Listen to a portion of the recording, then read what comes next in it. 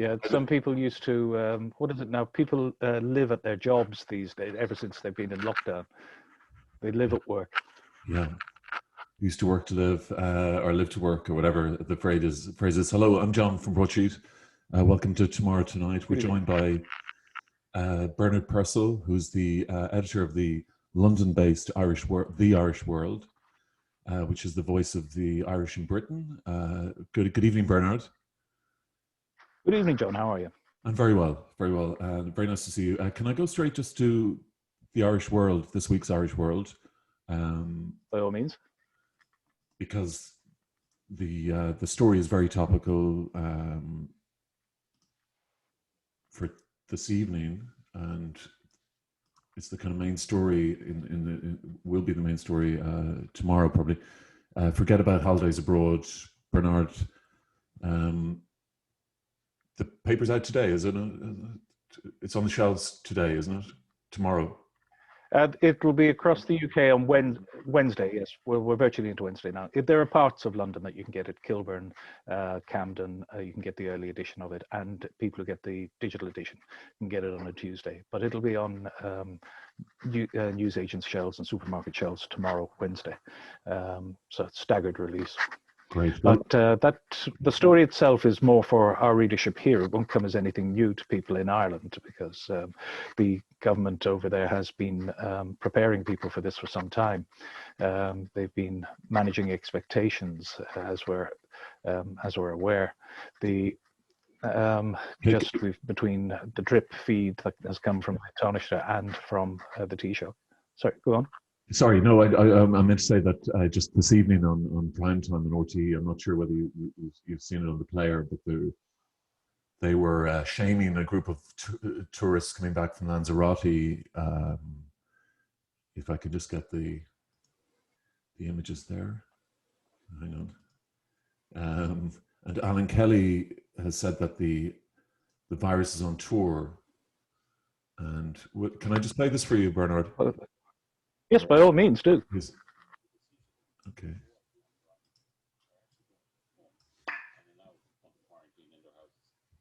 Can you hear that now? Yes, I can. And the subtitles anyway. Oh, right. Yeah.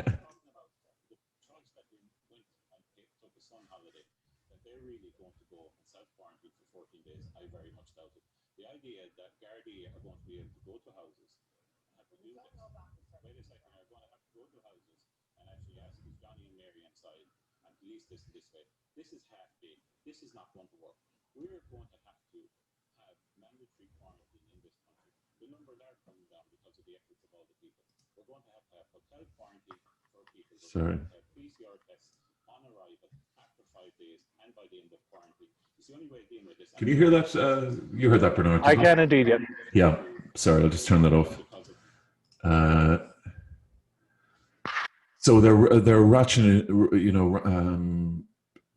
increasing the fear around holidays, around going abroad, around visiting, and Labour are demanding, Labour and the Social Democrats, I understand, are demanding more sort of quarantine, detention facilities, etc., etc. Bernard, what are your thoughts on that? And they've even demanded the army on the border in Ireland as well, which I think Alan Kelly and an independent TD demanded yesterday or the day before.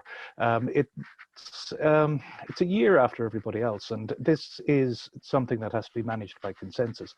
People have to realise just what the extent of the risk to others is. You cannot, I mean, this was a debate that was held over here about a year ago. People in Ireland asked us, well, how are they going to be able to police it?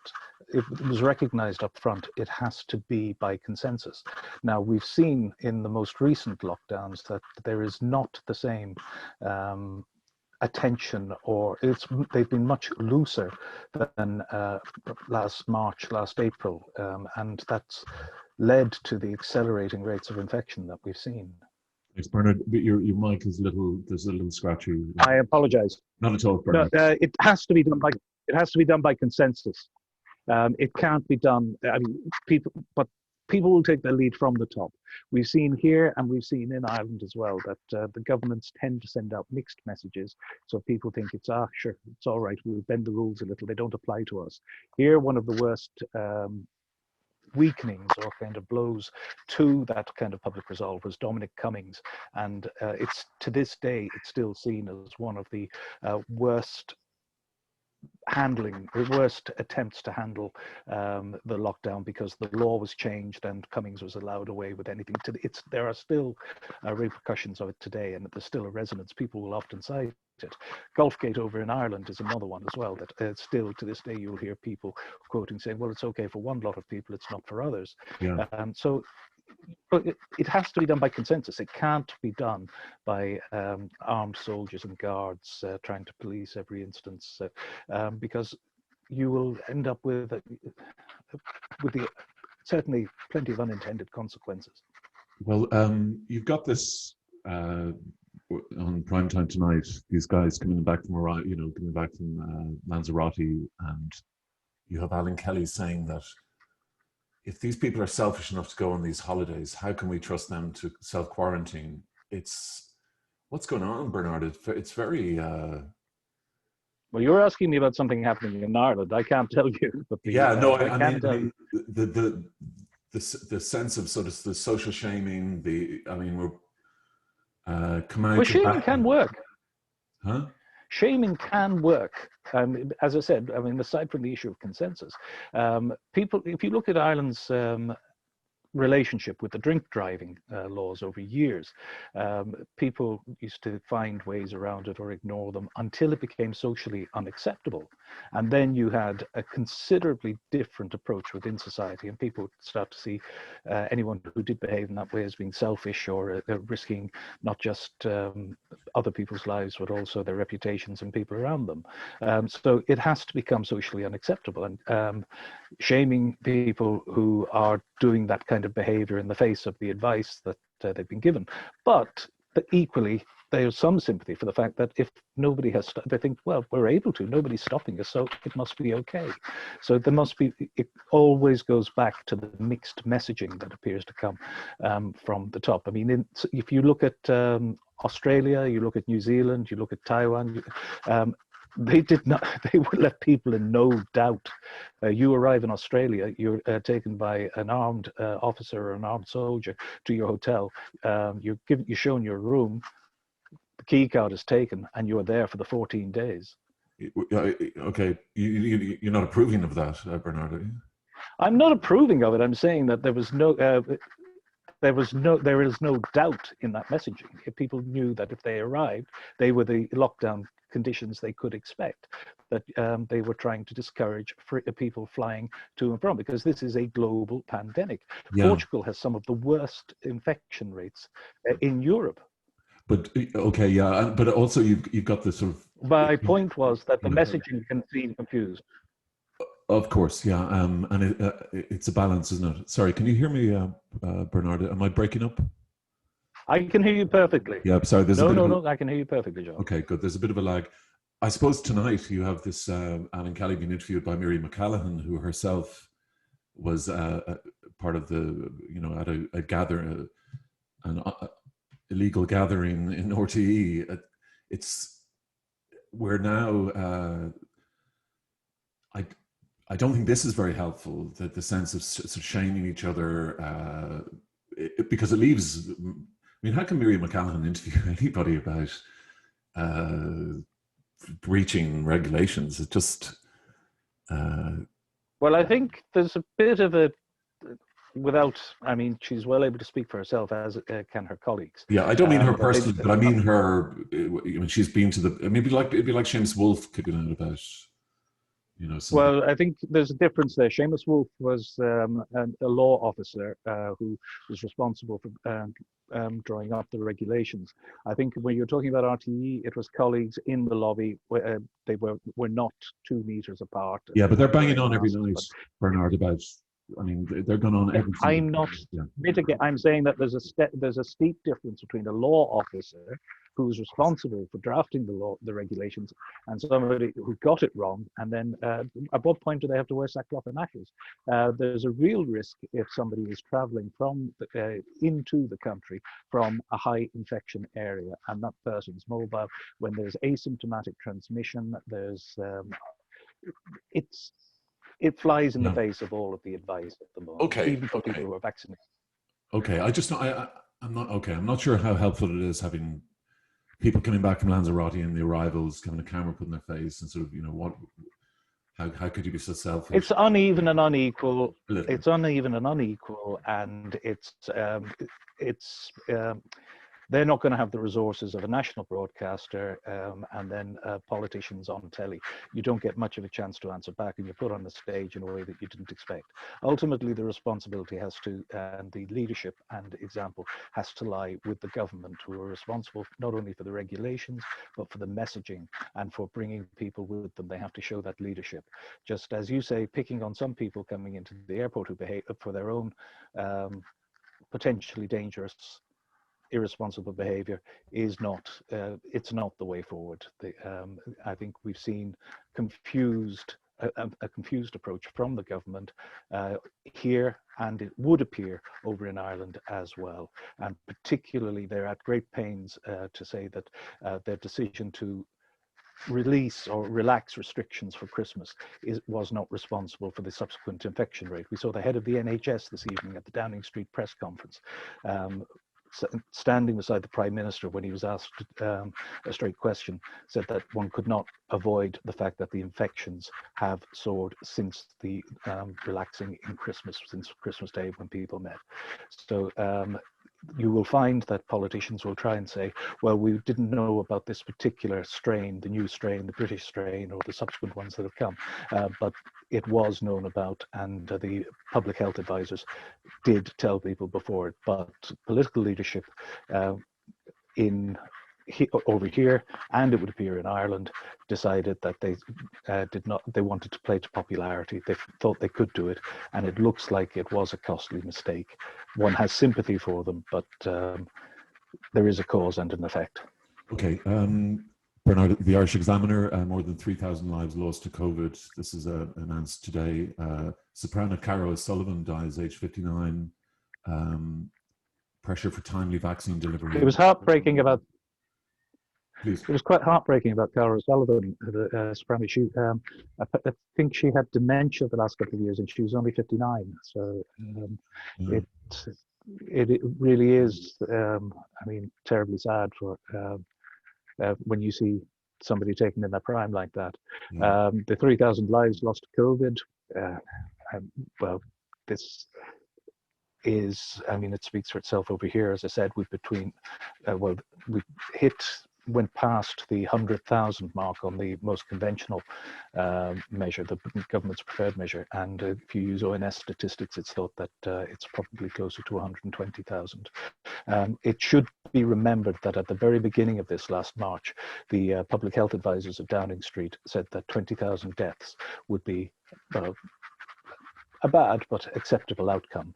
We're more than 5 times into that, and it's been accelerating certainly since the autumn. The Irish Sun Glummer Holidays. This is just no foreign travel for a year. €500 fine for sunbreak. The government all but ruled out foreign trips for the rest of 2021 yesterday, as level 5 was extended until March 5. Cops will be posted by airports to give €500 fines for anyone jetting off without proper reasons. Some probably people can't say they weren't warned. Okay, but I suppose, I guess it's a deterrent, but it'll affect. Well, over here, only the poor. Over here, they've been talking about the compulsory hotel quarantine when people arrive, for which people will have to pay, and anything upwards of €1,000 for the 14-day quarantine. Sorry, £1,000 or more. And one thing that it isn't clear yet, and it's something that has always puzzled us, is that despite the restrictions that have existed before now, is that and even though Ireland had them on travel from Britain into Ireland, the government here decided not to impose them because of the common travel area. So people could come from Ireland and be exempt from the Channel Islands, which didn't seem to make a great deal of sense. And so it'll be interesting to see if that is tightened this time. Otherwise, it makes a bit of a mockery of some of the restrictions. Yeah. We have some of the English papers here as well. I just want to, sorry, excuse me. Not at all. I'm running the desk here. Is this? Excuse me. The Telegraph, Boris, I'm deeply sorry for every life that has been lost. This quote from Boris Johnson, and a downcast picture of Mr. Johnson. He was less. They decided that they couldn't let the occasion pass without some appropriate and proportionate response. He said that as Prime Minister, he accepts responsibility as the leader of the government, but those photographs were. That looks like he did a mea culpa, and he was utterly remorseful. It was less like that, the actual press conference itself, and right. It had no new context. It was just a way of to use his phrase, taking it on the chin. There is good news here, though, that the vaccinations do seem to be proceeding apace, and they do. It could be anything like 4 or 5 million people may well have received at least the first dose of the vaccination by the middle of next month. We were talking last night about the pettiness of the EU towards the UK as regarding the... That seems to be driven by Germany. That's been right. That seems to be particularly driven by Germany, because if in the German press, the politicians were being taunted or just wound up by, say, a number of people about why they weren't making such progress on vaccinations, and the British were ahead of them, and that was the chauvinism came to the fore. And I think even a couple of days ago, I saw somebody in the German press saying, "Well, get ready now for precisely the kind of thing that we have seen." So that has been driven there, but I think. The sheer necessity of a pan international approach will hopefully make people see that they can't do this kind of ridiculous showboating. It's just too serious. If you look at the way, for instance, that Biden is making progress, by summer he expects to have enough vaccine for 300 million Americans. There had been no plan before that. One of the problems has been that the so-called leaders of the free world, the US, have been absent from responsibility. There has been no leadership from the top down, where, unlike, say, where we saw Ebola some years ago, or where we saw the original bird flu, there's been no leadership coming from the US that could actually harness and coordinate a pan-global approach. Okay, and we've seen what's happened here. Thanks, Bernard. Just getting on to the New York Times, Bernard. Are you a Star Trek fan? I like The Expanse, but yes, I do. I have watched Star Trek. Yes. Okay, well, we the United States Space Force logo is exactly the live long and don't prosper. Yes. This is China's ability to destroy satellites is pushing the US to deal with the threats.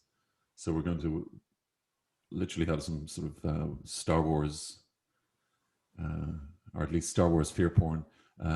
Financial Times, emergency stimulus fuels record 400 billion company funding frenzy. So the stimulus went to the businesses. That's basically the message there, isn't it, Bernard? That's essentially the so-called quantitative easing to shore up the assets held by the banks. Whereas I think anybody going into the bank to look for a loan, or a small business looking for any kind of bridging finance, will wonder where all of that liquid cash or where all that liquidity is. Yeah. Daily Star, they've created a monster. They suggested yesterday that Piers Morgan should be or could be Prime Minister, and his odds have been slashed to 20 to 1. So, I have nothing to say. Do you know Vegas have not paid out on Biden, and they won't until March the 5th? I just heard that today. Oh. Interesting. Yeah. Well, they will have to sooner or later, or eventually. They said they'll pay out on March 5th, March 5. So it seems a kind of interesting date. No, it was just something I was looking at. So his Piers Morgan odd slash to 20-1 for PM. Would you put a fiver on him, Bernard? Well, he would have to stand for election in the first instance. Well, I know.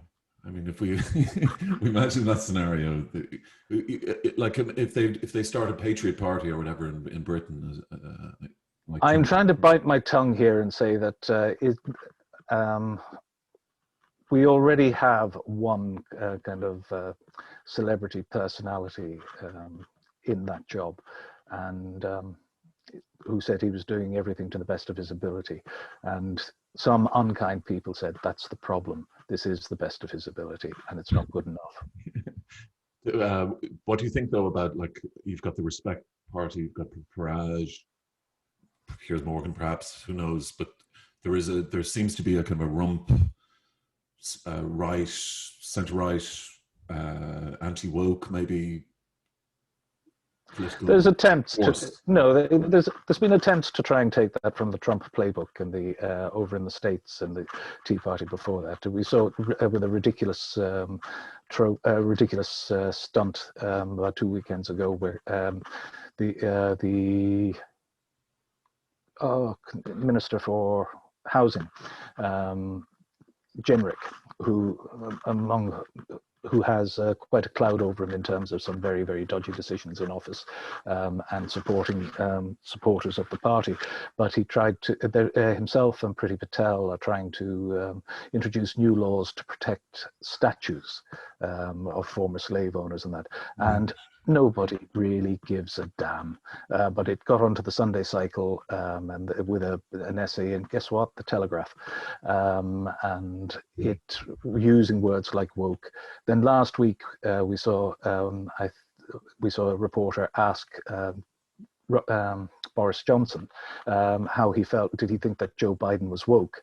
Now, somebody who's made quite a living out of slagging off people for supposedly being woke in his column and in his speeches in the House of Commons, that he suddenly did a reverse ferret on that and was very diplomatic and refused to be drawn into it. It's something that it can bite them in the backside, and I look forward to that happening. Yeah. Well, Joe Biden he's rarely woke. I mean, old sleepy Joe. Bernard, thank you so much for joining us tonight. Sorry, do you want to say something there? No, that's okay. Did you see him at his when he was asked by? Did you see Joe Biden earlier this evening when he was asked by a reporter what did he talk about with Vladimir Putin? No. And on his way out, he said to the reporter, "He sends his best." So it was a quick, impertinent comment, and it changed the tone, and it showed that a lightness of touch. Yeah. Okay. Well, okay. Tell that to Vegas. Bernard, thank you very much for joining us. Bernard is editor of the Irish World, and it's on shelves this week in Ireland and in Britain. Thank you very much for joining us. Thanks, Bernard. Always a pleasure, Joe. Take care. Thank you.